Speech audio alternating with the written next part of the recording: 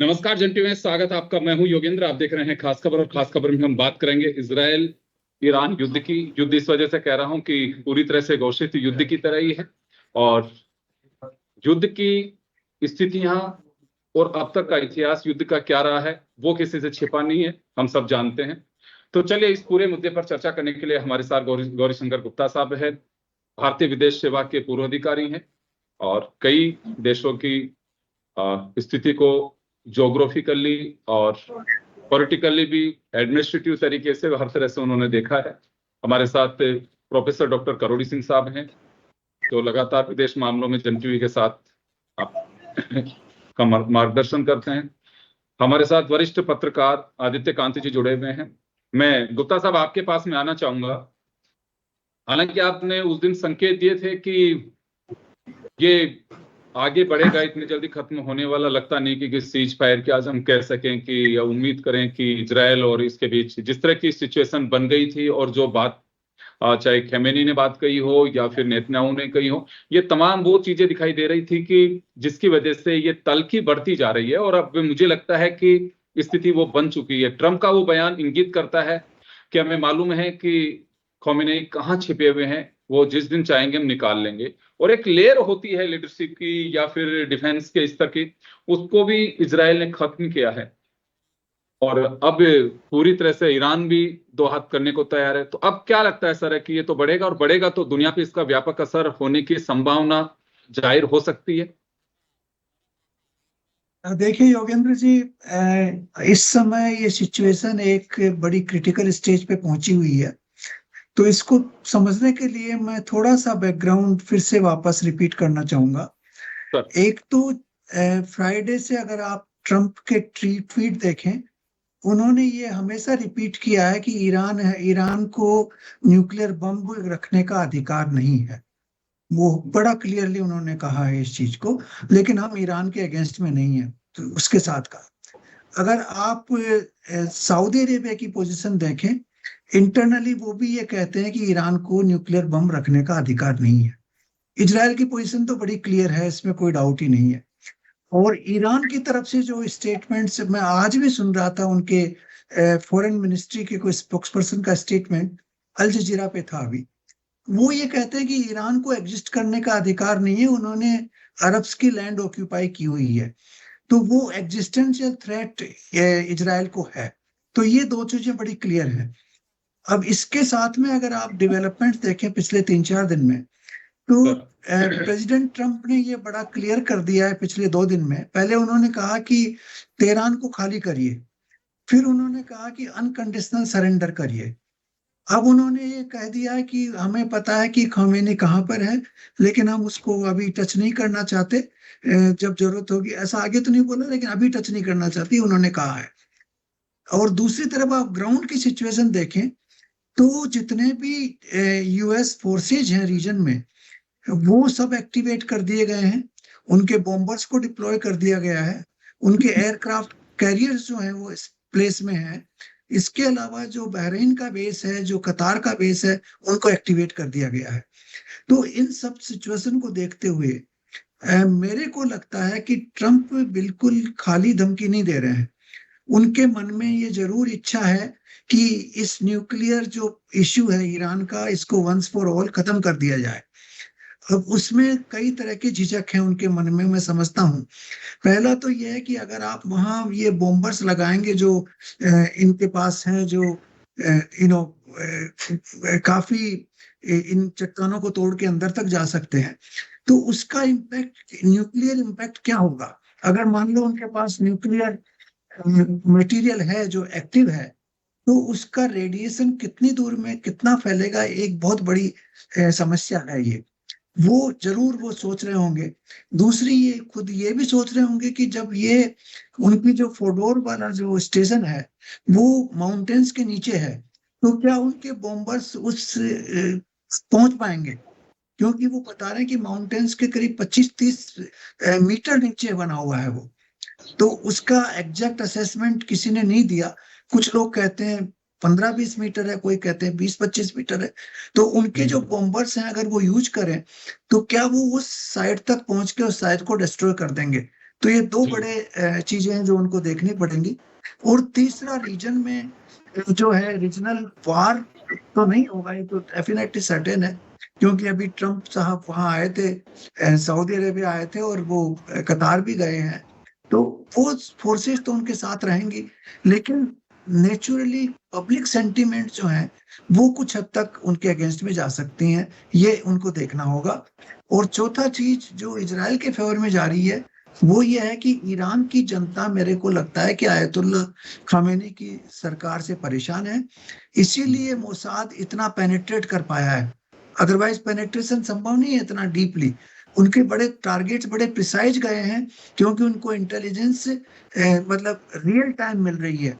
तो वहां के जो एजेंट्स हैं उनके पास, ईरानियन एजेंट्स, वो उनको रियल टाइम एजेंट वो इंफॉर्मेशन इसलिए दे पा रहे हैं क्योंकि ईरान में आयतुल्ला खोमेनी के अगेंस्ट में जरूर कोई ना कोई स्ट्रॉन्ग रेजिस्टेंस चल रहा है।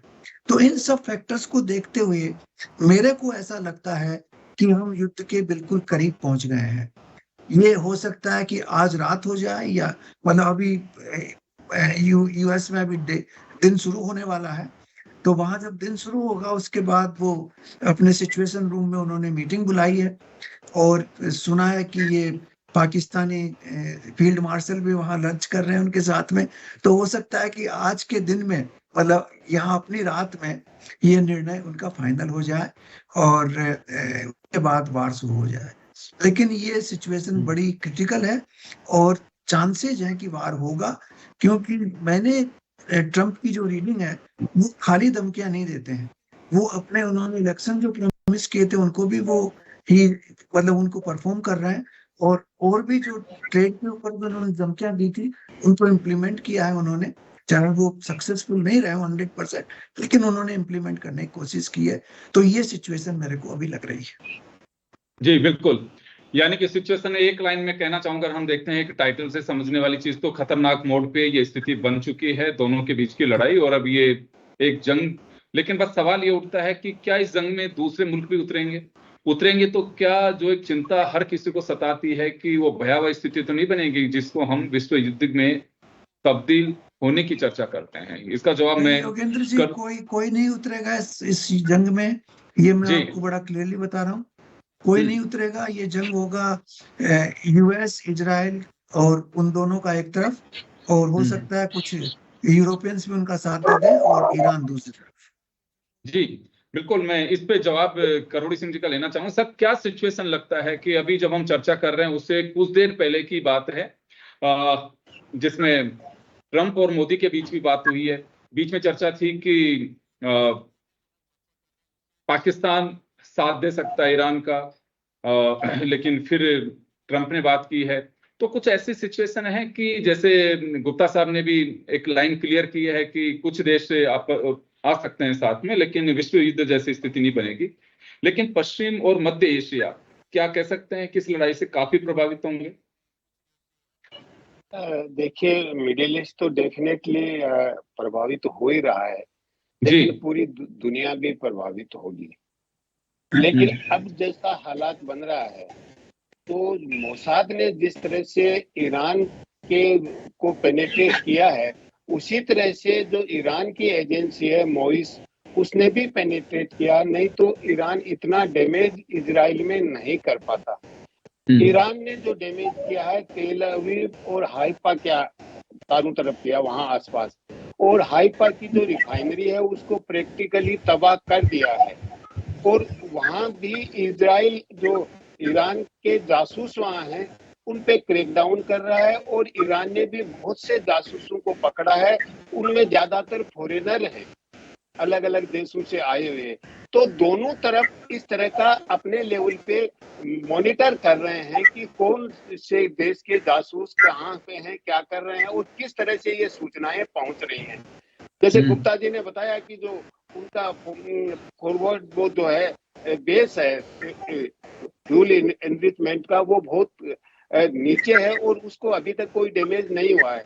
तो हो सकता है कि ईरान के पास एटॉमिक बम भी हो, जिसकी लोग कयास लगा रहे हैं। लेकिन देखिए योगेंद्र जी, ये केवल वहीं तक सीमित नहीं है।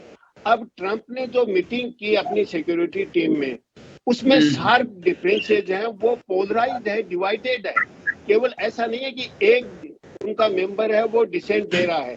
तो ट्रंप के सामने ये कि अमेरिका को डायरेक्ट इन्वॉल्व किया जाए या नहीं किया जाए। तो एक तो ट्रंप का जो थोड़ी सी टोन बदली है पिछले 24 घंटे में, तो हो सकता है कि ट्रंप डिप्लोमेसी की बात करे आगे। दूसरा यह है कि अगर अमेरिका करे तो दूसरे यूरोपियन कंट्रीज को जो अलाई हैं उनको साथ लेके कोई एक्शन ले, क्योंकि देखिए जो यूरोपियन कंट्रीज हैं वो केवल इजराइल को लेके नाराज नहीं है ईरान पे, उनकी दूसरी शिकायतें भी हैं ईरान से। एक तो रशिया को बहुत ड्रोन दिए हैं और वो बार बार ईरान को पूछ रहे हैं कि आपने कितने ड्रोन दिए। दूसरा यह है कि ईरान ने यूरोपियन कंट्रीज में जो ईरानी डिसेंट वाले हैं, जो खोमेनी के अगेंस्ट में है, वो लोग वहां रहते हैं, उनके मर्डर के प्लॉट बहुत तैयार किए हैं। दूसरा ये कि कुछ यूथ को दूसरे देशों में मारने के प्लॉट किए हैं। तो केवल ये नहीं है कि 3 जो non governmental non state actors हैं आतंकवादी मिडिल ईस्ट में, उन्हीं को सपोर्ट कर रहा है। तो जो यूरोपियन देश है उनमें भी ईरान ऐसी गतिविधियां कर रहा है। तो हो सकता है कि दूसरे देश साथ हो जाएं, क्योंकि अमेरिका अकेला इन्वॉल्व नहीं होके कोई कोलिशन ऑफ विलिंग जैसे पहले बनाया था, उस तरह का एक कोलिशन बना के ईरान पे अटैक करे। तो क्या ईरान को उस तरीके से वो स्थानभूत कर देंगे? देखिए, इजराइल की हमास को लेके शिकायत है, वो जेन्युइन है, हमास का कोई सपोर्ट नहीं कर रहा है। लेकिन उसके बाद गजा में जो हुआ, पूरी दुनिया विरोध में हो गई, और जाके इजराइल के लिए वजूद का सवाल है, शायद उसी प्रोपोर्शन में पैलेस्टाइन के वजूद का सवाल कहीं ज्यादा है। पूरी दुनिया 2 स्टेट सॉल्यूशन के लिए कह रही है, इजराइल उसके लिए तैयार नहीं है। और इजराइल अगर मान लीजिए कहता है कि ईरान, देखिए जो नॉन स्टेट एक्टर्स हैं, हिजबुल्लाह, हुती और हमास हैं, उनको अगर ईरान सपोर्ट कर रहा है, तो क्या इजराइल को ये राइट मिल जाता है किसी भी रूप में, लीगली, मोरली या इंटरनेशनल नॉर्म्स में, कि वो ईरान के ऊपर जो न्यूक्लियर साइट्स हैं या जो उनकी जो एनर्जी साइट्स हैं या उनके जो मिलिट्री एस्टेब्लिशमेंट है उन पे अटैक किए, तो एग्रेसर के रूप में ईरान है। और दूसरी तरफ ईरान के विदेश मंत्री ने स्पष्ट रूप से कहा है कि एग्रेसर ईरान है, अगर इजराइल है, अगर इजराइल रोकता है तो हम रिटालिएट नहीं करेंगे, हम रेस्पॉन्ड नहीं करेंगे। उन्होंने तो वर्ड रेस्पॉन्ड यूज किया है। तो ईरान मेरे ख्याल से बातचीत के लिए तो तैयार है, लेकिन वो स्थिति मुझे नहीं लगता कि आज की स्थिति में बनेगी। अगर यूरोपियन कंट्रीज आते हैं तो टर्की निश्चित रूप से आएगा। टर्की ने कह दिया, एर्डोगन ने पब्लिक मीटिंग में कह दिया है कि हम ईरान को मिसाइल भेजेंगे, दूसरे अरब कंट्रीज भी आ सकते हैं। तो अल्टीमेट क्या होगा? मुझे लगता है कि एक सिविलाइजेशनल कोलिजन हो सकता है। एक तरफ हो सकता है Christian, Jews, white supremacist civilisation, दूसरी तरफ ये इस्लामिक सिविलाइजेशन, और उसको लीडरशिप देने का एफर्ट करेगा टर्की, जो लंबे समय से टर्की ये कर रहा है। तो केवल ये दो देशों के बीच में या एक रीजन तक नहीं रहेगा, उसके भयंकर परिणाम पूरी दुनिया के लिए निकलेंगे। ये योगेंद्र, बिल्कुल बिल्कुल आप सही कर रहे हैं, क्योंकि मैंने पहले भी जिक्र किया था कि एशिया में टोटल जो ईंधन का यानी कि तेल का प्रोडक्शन है वो 48% है, जिसमें से 12% अकेले ईरान के पास में है। निश्चित रूप से अगर ये जंग होती है तो दुनिया के सामने एक आर्थिक स्थिति है, उस पर व्यापक असर पड़ेगा। हम हल्का फुल्का नहीं करें, व्यापक असर पड़ेगा। मैं अभी आदित्य कांत जी का रुख करना चाहूंगा। सर, मैं 2 चीजें, अभी मैं खामेनी को देख रहा था तो उनका कहना है कि हम सख्ती से निपटेंगे इजराइल से। दूसरा, ट्रंप का अभी मैं देख रहा था कुछ देर पहले का ट्वीट, उन्होंने लिखा है कि ईरान के आसमान पर हमारा कब्जा और अब हमारा धैर्य जवाब दे रहा है। तो ये केवल महज एक बात, क्योंकि गुप्ता साहब का जो कहना था कि ट्रंप को पहले लोग हल्के में लेते थे, लेकिन अब बहुत प्रोफेशनली वो जो ट्वीट कर रहे हैं उनमें हमें नजर डालनी चाहिए। तो इस तलखी से तो लगता है कि एक दूसरे को पूरी तरह से थ्रेट दे करके और उसमें अपने आप को झोंकने की पूरी कोशिश की जा रही है। देखिए योगेंद्र जी, अगर हम देखें तो थोड़े ही वक्त पहले हमने, अगर हम पैरेलल ड्रॉ करने की कोशिश करें, हमने, हालांकि सिचुएशंस बहुत अलग थी, लेकिन जहां तक रेटोरिक्स की बात है या क्लेम करने की बात है, हमने देखा है कि इंडिया पाकिस्तान के वॉर के टाइम में भी बड़े बड़े क्लेम किए गए। हालांकि मैं ट्रंप जी के इस रीसेंट कमेंट के साथ इसको रिलेट नहीं करने चाहूंगा, बट पिछले कमेंट्स में या उनके ट्वीट्स में या उनके जो स्टैंड रहे हैं, पोस्चरिंग रही है, उसमें काफी इनकंसिस्टेंसीज रही हैं अभी तक। तो अभी एकदम से उनके इन ट्वीट्स को लेके एक पर्टिकुलर ओपिनियन बनाना शायद मुझे लगता है थोड़ी जल्दी होगी हम सबके लिए। और पूरी जो सिचुएशन इमर्ज हो रही है उसमें एक चीज और देखने वाली है कि ट्रंप साहब को भी थोड़े से कुछ अनएक्सपेक्टेड से रिजल्ट सामने आए हैं जो शायद उन्होंने एक्सपेक्ट नहीं किए थे पूरी की पूरी सिचुएशन में। तो मुझे लगता है थोड़ा सा अभी देखना पड़ेगा हम लोगों को। और जहां तक ये है, डेफिनेटली जो सिचुएशन सामने नजर आ रही है, ऐसा तो लग रहा है कि जो टेंशन है वो एस्केलेट हो रही है। और दोनों कंट्रीज जो राइवल्स हैं वो कोई भी ऐसा नहीं लग रहा है कि पीछे हटने के हिसाब से अभी तक सिचुएशन में है। लेकिन अगर आप इसको दूसरी तरह से देखा जाए तो एक पोस्चरिंग होती है वॉर के टाइम में, हर कंट्री हेड अपनी एक पोस्चरिंग करते हैं, उसमें ये दिखाते हैं कि वो, और यहाँ तो वैसे इनफैक्ट ईरान ने कुछ सरप्राइजेस दिए हैं जो इतना एक्सपेक्ट नहीं किया जा रहा था कि वो उस एक्सटेंट तक डैमेज कर देंगे। तो मुझे ये लगता है कि अभी सिचुएशन उतनी तो नहीं हुई है, ये this could go like either way, लेकिन हमें होपफुल रहना चाहिए। और ये टाइम है, मुझे लगता है कि जैसे इंडिया ने भी एक न्यूट्रल स्टैंड इस पे लिया है, अभी तक का स्टांस किया है, तो डीएस्केलेट करने के लिए बात की है। मुझे लग रहा है कि जो एक सिमिलर ओपिनियन के बहुत सारे नेशंस अभी भी आए हैं, तो एक टाइम आ गया है कि इकट्ठे होके एक बार सिचुएशन को न्यूट्रलाइज करें। एंड मे बी यूएस का पोस्चर बेशक रहा है, मुझे नहीं लगता कि वो इस एक्सटेंट तक जाएंगे, बिकॉज इसमें सबके इकोनॉमिक, डिप्लोमेटिक और ऑफ कोर्स जो सिविलियन डैमेज जो हो रही है वो बहुत, उसकी एक्सटेंट, उसका खामियाजा बहुत ज्यादा है। और उसमें हर कंट्री के, कम से कम हमारी कंट्री का भी नुकसान है, तो हम ऑलरेडी कुछ हेल्पलाइंस भी कर रहे हैं, सब कुछ सेटअप कर दिया है। बट मुझे लग रहा है कि अभी सिचुएशन अभी भी शायद इतनी खराब ना आ जाए। एंड आई एम होपफुल है हम कि ये सिर्फ एक बयानबाजी, या ये कह लीजिए कि ट्रम्प अपनी इमेज को लेके भी एक कंसिस्टेंसी मेंटेन करना चाह रहे हैं, क्योंकि ऑलरेडी उनका बहुत क्रिटिसिज्म होना शुरू हो गया है कि उनकी बहुत इनकंसिस्टेंसीज आ रही हैं। तो मे बी एक पोस्चरिंग है उनकी, जिसमें वो अपनी एक दोबारा से रिकैलिब्रेट करके अपनी स्ट्रेटेजी को, अपनी एक इमेज बिल्डिंग के लिए होपफुली ऐसा कर रहे होंगे। जी योगेंद्र, बिल्कुल आप सही कह रहे हैं। मैं गुप्ता साहब आपका रुख करना चाहूंगा। जब हम चर्चा कर रहे थे उससे पहले ही विदेश मंत्रालय का बयान आया कि लगभग 35 मिनट तक ट्रंप और मोदी के बीच बात हुई है। क्या अगर अमेरिका इस लड़ाई में कूदता है, क्योंकि एक तरफ तो ये कह सकता हूं कि बिल्कुल शामिल मानिए कि जिस तरह से बयान आए कि ट्रंप कह रहे हैं कि अमेरिकी नागरिकों को निशाना ना बना जाए, हमारे धैर्य की परीक्षा न लें, और आज हम ईरान के आसमान में हमारा कब्जा है। ये वो चीजें हैं कि जो पूरी तरह से ये कहा जा सकता है कि अमेरिका इन्वॉल्व है, पीछे नहीं हटेगा, बिल्कुल साथ रहेगा इजराइल के। तो क्या एक मुद्दा ये भी हो सकता है कि इजराइल ईरान वाले मैटर पे भी कोई चर्चा हो सकती है, इसकी एक संभावना है? देखिए, उन्होंने इनविटेशन दिया था प्राइम मिनिस्टर मोदी को वाशिंगटन आने के लिए जी, और उस इनविटेशन को मोदी जी ने एक्सेप्ट नहीं किया। उसका एक प्रिंसिपल कारण यही था कि वो नहीं चाहते थे कि ईरान के मसले में हम अननेसेसरीली इन्वॉल्व हों, क्योंकि उस पे अगर आप वहां वाशिंगटन जाते और कोई चर्चा होती और अमेरिका आपसे कोई सहयोग चाहता, तो आपके लिए मना करना बड़ा मुश्किल था। हो सकता है वो एयर स्पेस यूज करना चाहें, हो सकता है वो लॉजिस्टिक सपोर्ट चाहें या रिफ्यूलिंग फैसिलिटी चाहें, है तो ये सब चीजें जो हैं वो हमारे लिए मना करना बड़ा मुश्किल हो जाता अगर आप वाशिंगटन डीसी में बैठे हुए हैं तो मेरे को लगता है कि एक मुख्य कारण मोदी जी का वहां नहीं जाने का ये भी है कि वो हम अपनी न्यूट्रलिटी मेंटेन करना चाहते हैं, क्योंकि हमारे रिलेशंस ईरान से भी अच्छे हैं और इजराइल से भी अच्छे हैं, और हम चाहते हैं कि दोनों देशों के बीच ये बात आगे ज्यादा नहीं बढ़े। लेकिन मेरे को अब लग रहा है कि जब तक ईरान ये क्लियरली नहीं कहता है कि हम न्यूक्लियर ऑप्शन को कंप्लीटली सरेंडर कर रहे हैं, तब तक ट्रंप रुकने वाले नहीं है, मेरे को ऐसा लग रहा है। क्योंकि इजराइल का प्रेशर भी उनके ऊपर है, उनका खुद की मंशा भी यही है, और भी कई देश ऐसा बिलीव करते हैं, इंक्लूडिंग इस्लामिक वर्ल्ड के लोग हैं, सऊदी अरेबिया जैसे लोग भी, कि इनका जो न्यूक्लियर थ्रेट है ये हमेशा के लिए न्यूट्रलाइज हो जाए।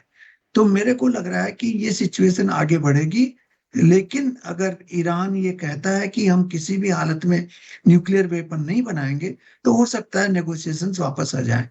ये अभी जेनेवा में उनके एक राजदूत ने कुछ कहा है, एक राजदूत अभी यूके की पार्लियामेंट में बैठे हुए थे, उन्होंने भी ऐसा कुछ इंडिकेशन दिया है, और एक मैंने सुना है अभी उनके विदेश मंत्रालय के स्पोक्स पर्सन अल जजीरा पे थे, उन्होंने भी ऐसा कुछ इंडिकेशन दिया है कि हम बिल्कुल न्यूक्लियर वेपन नहीं लेंगे। तो अगर वो एक क्लियर कट स्टैंड उनके आ जाती है तो हो सकता है अमेरिका का थोड़ा रुख नरम हो जाए। बिल्कुल। मैं, चलिए डॉक्टर साहब आपके पास में आना चाहूंगा, समय थोड़ा कम है, मैं 1 मिनट आपके पास और 1 मिनट आदित्य कांत साहब के पास में जाना चाहूंगा। ये तो आपने काफी बारीकी से समझा है कि देखिए दुनिया पर इसकी निगाहें भी हैं और असर भी पड़ेगा। लेकिन जो बातचीत और जिस तरह की तल्खियां हैं, उसको देख करके आपको लगता है कि अब बैकफुट पे या पीछे हटना बहुत मुश्किल होगा किसी के लिए भी, क्योंकि ईरान की मांग है कि यहूदियों की लैंड ही नहीं थी, ये लैंड इसको खाली करना चाहिए। दूसरी तरफ अगर हम बात करें तो अमेरिका चाहता है कि ईरान को सरेंडर करना चाहिए। देखिए योगेंद्र जी, मैं बोलचाल की भाषा में कहूं तो जब लड़ाई होती है तो गड्ढे मुर्दे उखाड़े जाते हैं। तो बिल्कुल, ईरान का बहाना ये चाहिए कहना कोई, है बहाना तो चाहिए कोई। यहूदियों की जमीन नहीं है, वो स्थिति वहां रिवर्ट नहीं हो सकते आप। जहां हाँ। तक एटॉमिक मामला है, देखिए ईरान एनपीटी का मेंबर है, साइन कर रखा है, सिग्नेटरी है। ईरान ने इंटरनेशनल एटॉमिक एनर्जी एजेंसी को इंस्पेक्शन अलाउ कर रखा है। ईरान का ये कहना है कि अगर हम करें हैं तो पीसफुल पर्पज के लिए कर रहे हैं। दूसरी तरफ इजराइल को देखिए, इजराइल एनपीटी का सिग्नेटरी नहीं है। इजराइल ने इंटरनेशनल एटॉमिक एनर्जी एजेंसी को इंस्पेक्शन के लिए अलाउ नहीं कर रखा है। तो इजराइल को तो इतना प्रिविलेज मिला हुआ है और ईरान पे इतना दबाव बन रहा है, तो ये तो मेरे को लगता है प्रिटेक्स्ट ज्यादा है और जेन्युइन कॉन्फ्लिक्ट कुछ और है। उसको मैं सिविलाइजेशनल तक तो नहीं जाऊंगा, लेकिन जो मिडिल ईस्ट में अमेरिका का डोमिनेशन है और इजराइल को जो थ्रेट मिला हुआ है, क्योंकि सबसे विश्वसनीय जो है अमेरिका के मिडिल ईस्ट में वो इजराइल है, तो हर हालत में अमेरिका इजराइल को प्रोटेक्ट करना चाहता है। जी जी बिल्कुल, एक सबसे मूल कारण भी यही है। और बात सही कही आपने कि गड़े मुर्दे, कहीं ना कहीं रिसोर्सेज की बात यहाँ कही जा सकती है। आदित्य कांत जी का रुख करना चाहूंगा। अमेरिका चाहता है कि ईरान अपने सारा सेटअप एनर्जी वाला जो है एटॉमिक एनर्जी, उसको हमारे को सरेंडर करे और हम उसके आधार पे आगे अपनी रणनीति तय करें। अभी जैसे करोड़ सिंह जी कह रहे हैं कि देखिए, हर मुल्क का अपना एक एजेंडा होता है। वो हर कोई इस तरह से, चाहे कितना भी छोटा मुल्क हो चाहे बड़ा हो, कोई अपने आप को इस तरह से सरेंडर नहीं कर सकता। तो ये कही जा सकती है कि इसमें प्रेशर बनाने के लिए कुछ पुरानी चीजों को ट्रम्प बाहर निकाल के ला रहे हैं। जी बिल्कुल, आप देखिए अमेरिका का स्टैंड सिर्फ यही नहीं, अगर हम थोड़ा सा हिस्ट्री में पीछे भी जाएं तो हमने देखा होगा कि इराक के टाइम में भी जब अटैक किया था तो उस टाइम भी ये बात आई थी न्यूक्लियर वेपन्स को लेके। तो हिडन एजेंडा, जैसे कि पहले स्पीकर्स ने भी कहा है हमारा, कि हिडन एजेंडा हर पूरी की पूरी कंट्रीज का अलग रहता है, वो प्रिटेक्स्ट कुछ और आ रहा है। तो अब अगर हमने बात नहीं की, अब अगर हम देखें तो इसमें इनडायरेक्टली से देखें तो हम सुपर पावर्स के कन्फ्लिक्ट्स भी इन्वॉल्व हैं। मेरा मतलब यूएस और चाइना को अगर आप देख लें तो उनके इंटरेस्ट भी इन्वॉल्व हैं इसमें। एक सामने प्रोजेक्शन की जा रही है एक पर्टिकुलर इशू की, लेकिन हिडन इंटरेस्ट में अगर हम देखें तो बहुत सारी चीजें इन्वॉल्व हैं जो उनकी स्ट्रेटेजिक अफेयर्स के लिए बहुत इंपॉर्टेंट है। तो यही एक कॉन्टेक्स्ट है। मुझे नहीं लगता कि जो कहा जा रहा है सिर्फ वही मुद्दा है, बिकॉज उसके पीछे बहुत सारी चीजें के लेयर्स हैं जो कि धीरे धीरे सामने आएंगे। बट एक स्टांस लेने के लिए, पोस्चरिंग करने के लिए इन बातों की बात भी की जा रही है। ऑफकोर्स ये मुद्दे हैं, बट इनके अलावा और इश्यूज भी हैं जो अमेरिका के लिए भी हैं, और इनडायरेक्ट वे में अब ये पोस्चरिंग है अमेरिका और चाइना के बीच में भी है। जी योगेंद्र जी, बिल्कुल आप सही कह रहे हैं, क्योंकि समय का अभाव मैं रोकना चाहूंगा। और जाहिर सी बात है कि हर दिन हर घड़ी कुछ सिचुएशंस बदलती जा रही हैं, और तल्खियां ही नहीं, जुबानी जंग के साथ साथ फिजिकल जंग का भी एक तरह से सामने दृश्य देख सकते हैं यहाँ पे, और वो उसमें तब्दील होती दिखाई दे रही है। अगर ऐसा हुआ तो काफी कुछ तबाही का सामना देखा जा सकता है। ईरान भी जब बिल्कुल जानी जा रही होगी तो हर आदमी कोशिश करता है अपने बचाव के लिए, वो कोशिश करेंगे। लेकिन किसी के भी हक में या कहूं कि हित में नहीं रह सकती इस तरह की जंग। हिंदुस्तान का स्टैंड बिल्कुल क्लियर है कि हम ना किसी से दोस्ती ना किसी से दुश्मनी, हम हमारे ट्रैक पे चलेंगे। जो यूं कहा जाता है कि पुरखों ने जो हमें एक विरासत सौंपी, एक उस पे हम उस ट्रैक पे आगे चल रहे हैं। लेकिन देखना होगा कि अभी ये क्या सिचुएशंस बनती हैं, क्योंकि हर दिन हर सिचुएशन पे सबकी निगाहें भी और बदलती भी दिखाई दे रही है। आप सभी का बहुत बहुत शुक्रिया। खास खबर में इतना ही, दीजिए इजाजत, नमस्कार।